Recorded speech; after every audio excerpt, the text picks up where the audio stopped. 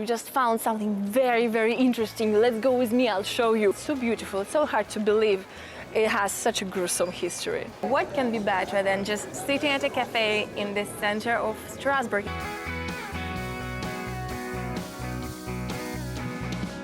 Hey guys, welcome back to my channel and welcome to Strasbourg. We are in the north of France, we're exploring this lovely region and I'm inviting you to join me today here. I'm so excited to show the city to you. It's so unique and it's so beautiful. So if you're ready guys, don't forget to subscribe, hit the bell button so you don't miss anything and we can begin our tour. Let's go!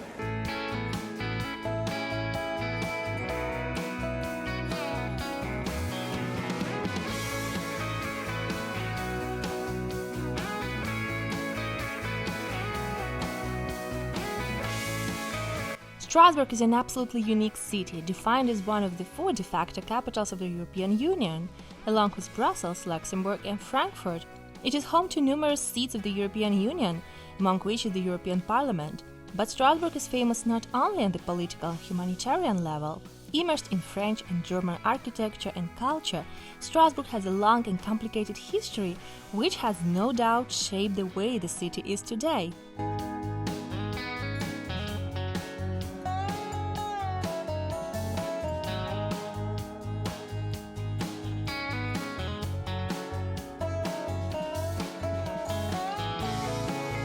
What's really cool is that there are these writings all over the city that indicate important monuments, important places, like this one, for example. Look here. This indicates one of the oldest houses in Strasbourg, which is this one. And I think it's lovely. Even if you haven't done much research, you can find this, information all over the place, and you can find this information and learn more and know what you are looking at.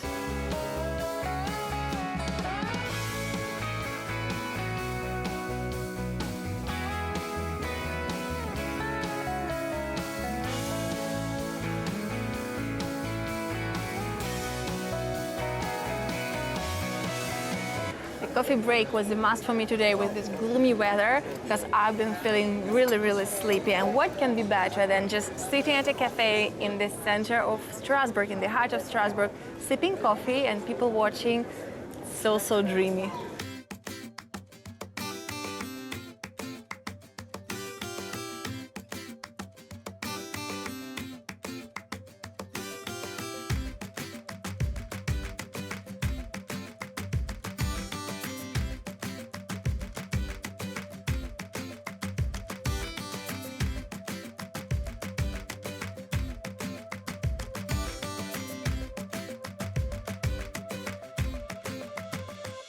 Did you know that the Cathedral of Strasbourg is considered the first ever Gothic cathedral in the world, with its construction beginning in 1015?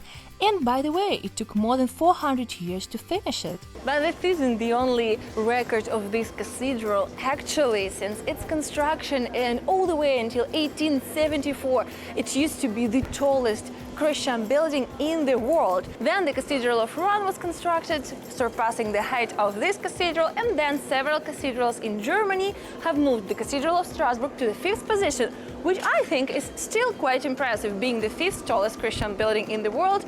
You know, Strasbourg has so many motives to be proud of its cathedral, of its architecture, and so many records here.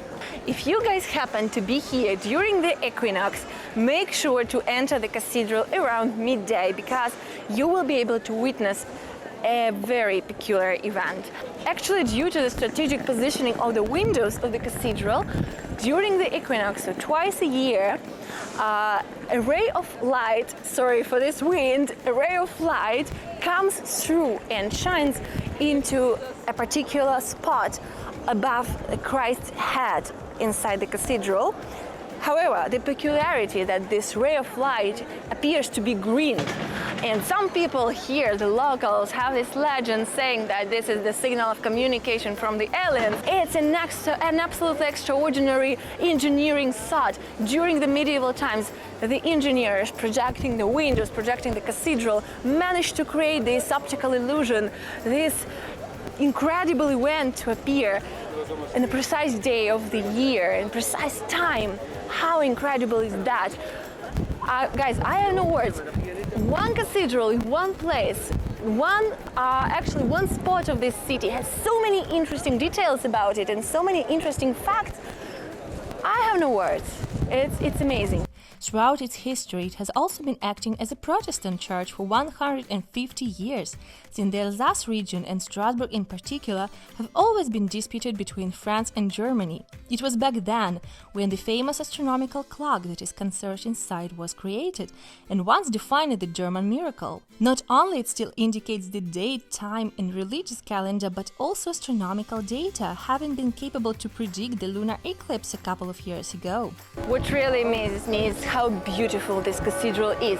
Look at the amount of these details. They are so intricate and so particular. And when you think of when it was built during the medieval times, during the really, really dark times.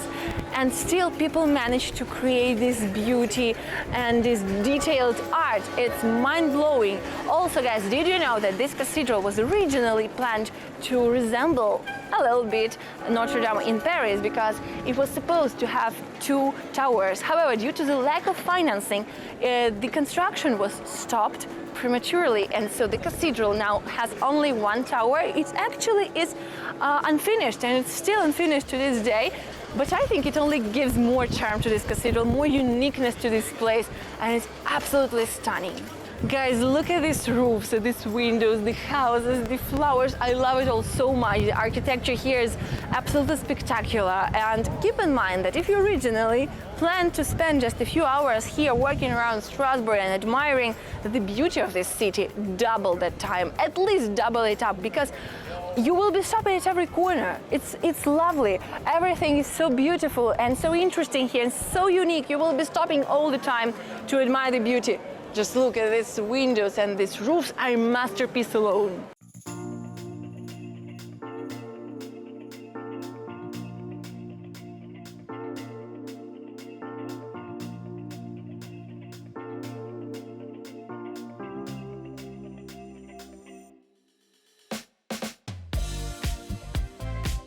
So for lunch today I got this traditional Alsatian tart that is called tart flambé, and mine is with sour cream, bacon and Comté cheese, which is absolutely exquisite. I love Comté cheese in general. I'm excited to try this. It smells amazingly. Although, the dough is so tender and so thin, it actually is easy to break it, so I'm eating it like this.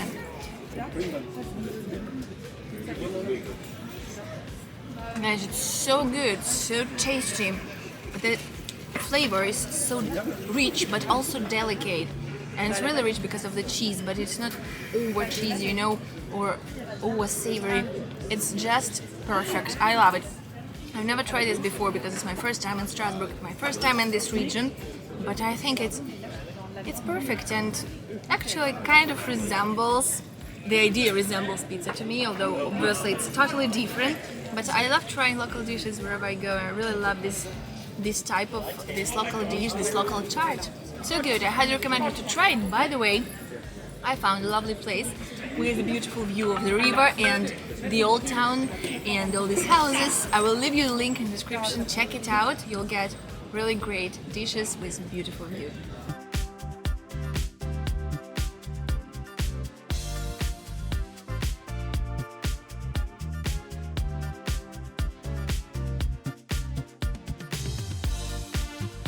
Guys, if you've been following me for some time, you'd know that I love it when there is a river or a canal or anything, a water source in a city or town, and Strasbourg is absolutely perfect in this sense.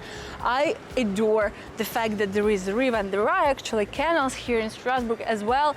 And yeah, it just gives the city this wonderful vibe, this flowy energy. It's beautiful. And I'm taking you to the place that used to be called Little Venice, for obvious reasons that you can probably imagine. However, it's not called like that anymore. Nowadays it is called La Petite France, meaning Little France. And now you might ask yourselves, what a weird name to have in a city that is actually located in France. Like, it makes no sense to have an area that is called Little France.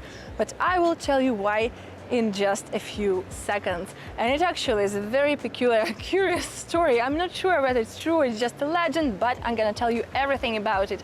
And also, it is spectacularly beautiful, so I'm taking you with me. And if I'm not killed by a car right now, guys, I will show it to you here. Look at it. You can actually see it from this bridge. And I'm so excited to take you there. And by the way, once again, I'm reminding you to subscribe and hit the bell button if you are not subscribed yet, because I have lots of travel vlogs, amazing places for you. I'm so excited to show them to you, and I'm sure you're gonna love them. So now let's go.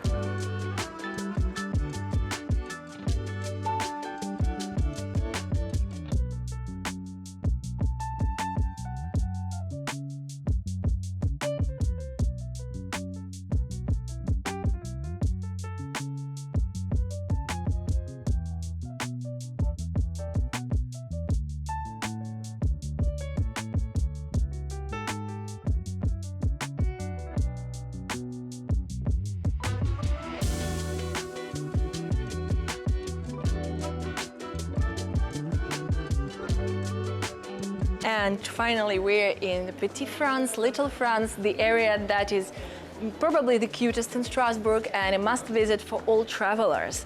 And honestly, looking at these gingerbread houses that seem to be coming straight out from a fairy tale, it's so tough to imagine that once it used to be a deprived area. Today it's so cute, standing on this island in the middle of the river, but once it was inhabited by the people who were doing the low-income jobs like fishers or tanners, and this area was poor and smelly and had incredibly high crime rates. So difficult to imagine it standing here today. Look at these houses. I mean, how can you imagine something, an area where you wouldn't come centuries ago? But yeah, this is the reality. And luckily, it's not the reality anymore, and we can visit it today.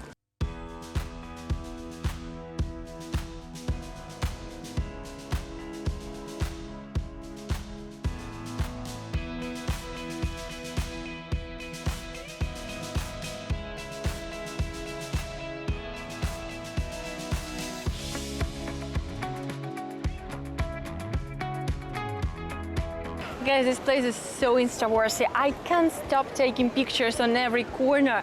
And if you want to see more pictures from here and from all of my other trips, if you want to learn about all the information that doesn't make it into my videos, if you want to stay up to date with all my travels, make sure to follow me on Instagram.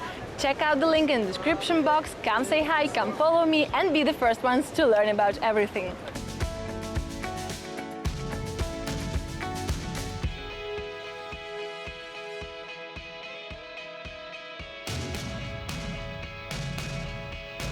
So as promised, I'm telling you the legend why this place is called Little France. So the legend says it that in the 15th century there were lots of local mercenaries that went to fight all over Europe. And upon return, guys, what do you think they brought home? Do you think they brought money or trophies or glory? Well, you are wrong. They brought home syphilis. I know, but according to this story, they brought home this deadly disease that quickly spread around and was then, getting more and more common among locals, but also among people in general. And for some reason, it was also somehow linked to France in general as a disease. People were contracting it here a lot, and it was not a French disease, obviously, but it was a disease that was sadly very common in France. And when the local government was trying to solve this problem somehow, the problem of the increasing number of people who contracted syphilis, they needed a place where to build a hospital for these people. And they chose this area because, as I said before, it was a deprived area, it was a very poor area, and obviously they chose this place to build this kind of hospital. And then, through one link to another, this place got its name as Little France, since there was this hospital for people ill with syphilis, and syphilis was considered a local disease, a local to France. And so, this name was born, Little France. not romantic at all. I know it sounds way more romantic than the story is. I'm not sure whether this story is actually true, but when I was doing my research, trying to understand why a place that is already located in France would be called Little France, that was what I found. So, you know, whether to believe it or not is your choice. And if I have any French people here, even better, if I have Strasbourg natives among you guys, please let me know in the comments if that's true, or if there is another story behind the name of this district, because it's so beautiful. It's so hard to believe it has such a gruesome history.